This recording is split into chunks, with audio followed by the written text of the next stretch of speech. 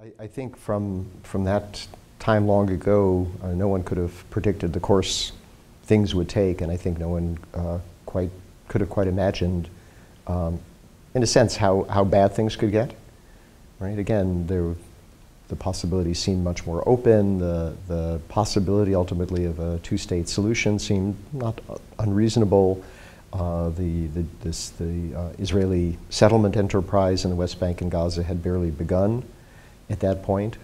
So to imagine the dimensions it would take over the decades that followed, even though there were certainly people encouraging everyone to think about that much more seriously early on, was difficult to imagine.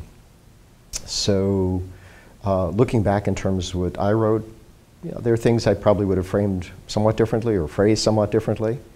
But I think much of the sort of critical approach that I and others try to outline remain useful, and I think remain more or less on target with all that's happened.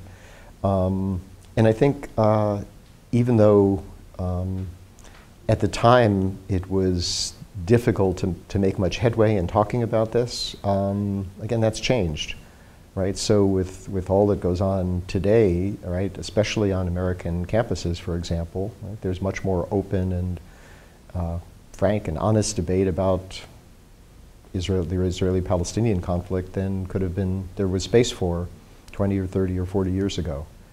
So that's progress, I think, right? And there are activists, there are movements, there's writing, right? Even in Israeli society from the 1980s, there was a movement to demythologize the history of Zionism's encounter with the Palestinians.